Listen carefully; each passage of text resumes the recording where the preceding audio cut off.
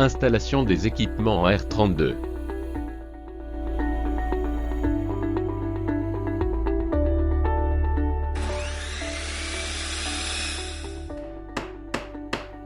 Pour installer une climatisation en R32, nous allons utiliser les mêmes outils que pour d'autres équipements de climatisation. Nous aurons seulement besoin de quelques outils spécifiques pour la maintenance et réparation, de préférence un manomètre digital, avec lequel nous pourrons contrôler la concentration de R32 dans le circuit et donc vérifier que la quantité de gaz soit correcte. Un détecteur de fuite, un récupérateur et une bouteille de récupération, tous ces outils spécifiques pour le R32. Comme toujours, la sécurité est fondamentale, indépendamment du réfrigérant. Il est très important la ventilation autant pour les climatiseurs en R410A, comme pour les climatiseurs en R32, nous ne devons pas oublier que la moitié du R410A est du R32.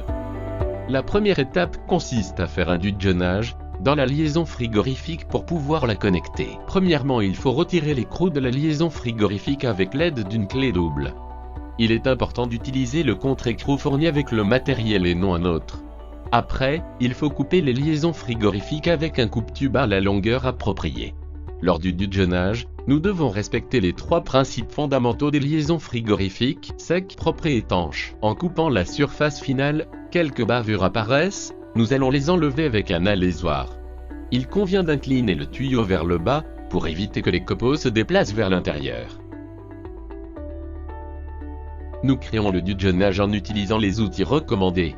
Nous introduisons la liaison frigorifique par l'ouverture du même diamètre et nous la serrons fermement. La tolérance standard est comprise entre 0 et 0,5 mm, mais peut varier selon l'outil.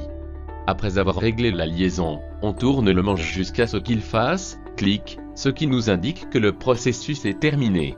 Si nous utilisons un autre type de modèle de dujonnière, il est possible que ce soit nous qui ayons à calculer la fin du processus. Il est important de confirmer la qualité du dujonnage et de vérifier les dimensions de celui-ci avec un indicateur de taille. Si l'indicateur de test n'est pas mesuré de la même façon, le processus doit être répété conformément aux instructions. Si la taille est correcte, nous vérifierons qu'il n'y a pas de déformation, de saleté, de poussière ou d'éraflure. Nous appliquerons l'huile uniquement sur la surface interne du dujonnage. Ensuite, nous connectons et glissons l'écrou pour le serrer en nous aidant d'une clé fixe et d'une autre dynamométrique.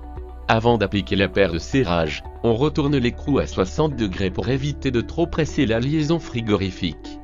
Nous allons finalement accrocher l'unité intérieure sur le mur. L'unité extérieure peut être installée sur un support ou directement au sol. La connexion doit toujours être faite mécanisée. Nous ne desserrerons jamais un écrou en utilisant seulement une clé. Nous devons le faire avec une contre-clé. Une fois l'unité extérieure installée, nous commençons avec le dujonnage de la liaison frigorifique. Nous préparons la liaison frigorifique pour connecter l'unité extérieure et l'unité intérieure. On coupe le tube à la bonne longueur à l'aide d'un coupe-tube. On retire les bavures avec un alésoir et on retire l'écrou à l'aide de clés fixes. Lorsque nous avons fait le dujonnage, nous relions la liaison de l'unité extérieure. Il faut tenir compte du fait que le diamètre de la liaison frigorifique sera plus grand après le processus du dujonnage, de sorte que les écrous ne peuvent pas glisser sur la surface. Nous appliquons l'huile sur la surface interne du dujonnage. Ensuite, on le connecte et on glisse l'écrou pour le serrer manuellement.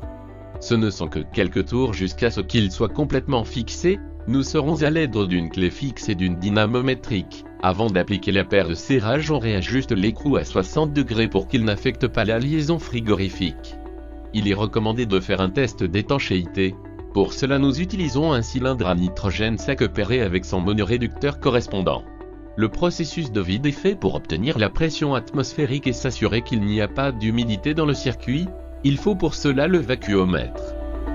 Nous ne pouvons pas laisser des gaz qui ne sont pas condensables parce que nous n'obtiendrons pas la fonction de condensation. En plus, ils généreraient de l'humidité et endommageraient l'huile du compresseur. Chez Daikin, nous recommandons l'utilisation d'une pompe à double effet parce qu'elle offre de meilleurs résultats. Pendant que nous mettons en œuvre le processus de vide, nous procédons à d'autres connexions. Une fois que le tirage à vide est atteint, nous ouvrons les valves du compresseur et nous voyons que le réfrigérant va et vient et que les tubes ne sont pas bouchés. Nous équilibrons avec la température ambiante. Le détecteur de fuite nous confirmera qu'il n'y a pas eu de fuite lors de l'ouverture des valves. Pour terminer, il ne nous reste que les détails d'embellissement de l'installation. De retour à l'intérieur, nous effectuons un test de fonctionnement avec une feuille de prise de données pour vérifier les constantes de l'équipement. Ainsi notre équipe d'Équin avec le R32 est parfaitement installée.